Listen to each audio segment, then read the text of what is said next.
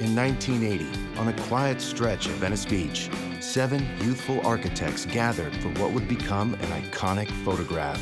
At the time, they were bold innovators, shaping a new architectural language rooted in Los Angeles, but destined for global impact. This single image captured the energy of a moment, a group of creators poised to redefine their craft. 45 years later, 4 members of that group reunite to reflect on their groundbreaking careers, the city they helped transform, and the enduring legacy of their work. Tom Main is a Pritzker Prize award-winning architect and co-founder of Morphosis, known for bold, unconventional buildings in cities across the globe. Eric Owen Moss is best known for transforming a stretch of Culver City into a neighborhood of wild, one-of-a-kind structures. Craig Hodges is a designer who blends architecture with pop culture and technology, co-founding the influential firm Hodgetts and Fung. Frederick Fisher has created many beloved spaces for museums, schools, and artists that feel welcoming and serene.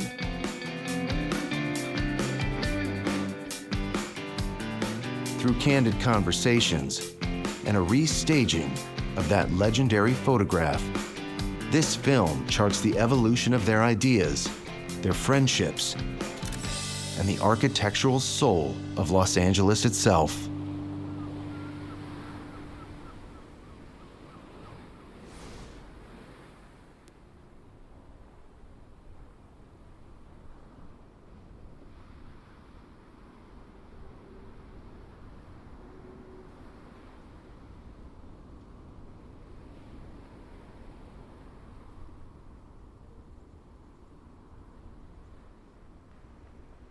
The spirituality that I felt in the South came from poverty.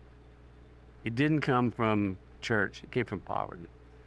Always living at the margin of white-black culture, on the edge because of modest circumstances. There was a elegance to the poverty, I found. There was a kind of beauty in the simplicity of it all and the acceptance of everything. If you don't have any money, everything's, yeah, I can use that. That's okay. That's pretty, So no closets in the room, but there's a bedspread hanging across the corner. There's odd there. That fabric, this fabric just was beautiful, I can remember all these things. I can remember crawling under tables and looking at the structure of them underneath the tables and being fascinated. But to me, it was the vibrancy and the feeling of life in the South and the closeness of that was really important,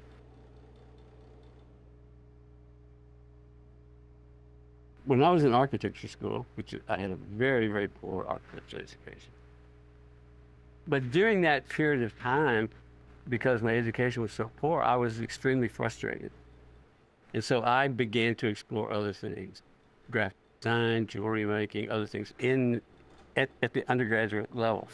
And then when I went to Oklahoma, and I was teaching in Oklahoma, I had another formative experience by a wonderful man named Cuthbert Salmon, who was director there.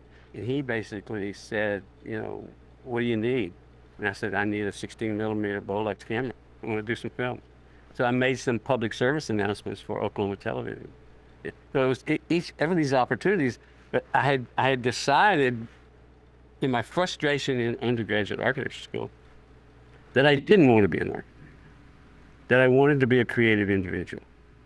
And that was how I defined myself, and I still do. I don't think of myself as an architect. I think of myself as every opportunity I have, how can I, in fact, fulfill myself in some way creatively in that way. So that's sort of the evolution of that idea in terms of the expanding of it, Yeah, I also, I didn't do typical drawings. I did really big graphite images of all my. That was very, very different at that time.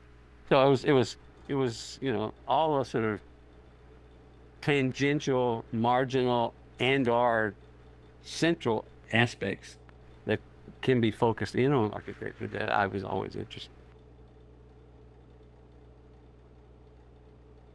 in. rock and roll, I think, probably had a profound effect on, I would say all of us, certainly me in a very profound way, because I was frustrated in architecture school, and Bob Dylan started recording at 63, 64, and all of a sudden I basically I felt something that I had never felt before in terms of making something. The primary frustration in architecture school was basically it was dominated by Mies van der Rohe. I was really much more fascinated driving between Houston and Austin. All the farms that had been abandoned and the towns which it became, and the pathos of those situations, feeling tone of those situations. I would stop my car, get out, jump over a broken down barbed wire fence, go in the house and find a Bible, find an old broken chair, find a broken window. These things just touch me. And I'd go to architecture school. I wanted to put this stuff in my work. There was no avenue. There was no one who would talk to me about that. They would go, what's your grid? What's your organizational scheme? I had no interest in the causal nature of architecture. I was interested in the effect. I was interested in the magic of the moment, the atmospheric conditions, the pathos of those things, and the sort of melancholic feeling which embodies most work which has any real significance. There is, in fact, a kind of sense of the sort of passage of time, and that passage of time in terms of patina of the materials, or the various decay, or something unfinished as compared to something finished. Those sort of oppositional things that created a kind of vibrancy, and the aura that was in the work was what I wanted. I could not have told you any of this at that time. Bob Dylan came along. I was blown away by the lyrics and the archetypal structuring of his work, in which he doesn't mention people, he mentions types. So that it was this architectural quality which gives his work such timelessness, right? Because we can hear blowing in the wind, he's asking questions, he's not giving you answers. Those questions are eternal questions. And so it was that quality of how do you embody the mystery of living, sense of the human condition, the passage of time, all of this in your work. And that's what really motivated me. I wanted to know how to do that. And you flash back to my first semester in architecture school. I had a history professor, Gordon Blake. I was 17 years old. Sitting in the history class, and he stops his lecture, turns around, and he looks at us, and he looks at the audience, and he says, God is the perception of the attributes of beauty. God is the perception of the attributes of beauty. Wow. I had to know what those attributes were. I spent my whole life tracking down those attributes. Basically, for me, it translates in a more productive, straightforward way. It has to do with ineffability. Making something which basically transcends language. The ineffability of things, right? And that ineffability is the hidden ingredient there is mystery. How do you create work which basically maintains a sense of mystery after repeated experiences? Right? So it has to do with the sort of mastering the sort of changeability of form and relational structure of form and the qualities of how you use a light. For me personally, Eric does it a different way. Tom does it a different way. I don't know that those are their interests, quite honestly, but I think anyone who's interested in art has some reaching, grasping, and longing for that quality in the work. It's this timelessness of using the architect. So Dylan for me, showed me a way, not directly, not literally. And then basically I began all of my work. I kept coming back to those qualities. How do I do this? And my professor, like, those things yoked together. So it was all these things across time that began to sort of fall like dominoes together for me personally. First of all, it's a healing process in the sense that I was really, really angry and bitter about my own education. And I became a teacher primarily because I kept feeling like somebody can do this better. Maybe I can do this better. And so when I said that it was a poor education, but it taught me how to teach myself, that was the transition. When I accepted responsibility to educate myself, broaden myself, and be generous in that, that was the beginning. And so I was extremely fortunate because I had an undergraduate degree, but I got a teaching position at a college level in Oklahoma, right, with just undergraduate. Colleges don't hire people with undergraduate degrees. They hire people with masters and PhDs. I got very, very lucky. The answer to your question is intimacy. I personally myself try to get as intimate as I can with the things I'm involved with. My work is very intimate. You can't walk in and look at anything I do without thinking about touching it, the tactility of it, the qualities of it, the substance of the materials to help that. Teaching is important to me because of to help that student. I like very much looking at the student, listening to the student, thinking, what am I going to say now to help that student become the person they want to become? Help that. And that difference right there, that difference, and I'm not trying to put medals on myself. There are very, very few teachers in Los Angeles that basically care about the student. They care about, I have this idea about this computer program, and we're all going to work on this computer program this semester. And we're all going to do the same thing. So if you go to the reviews, all the work looks the same.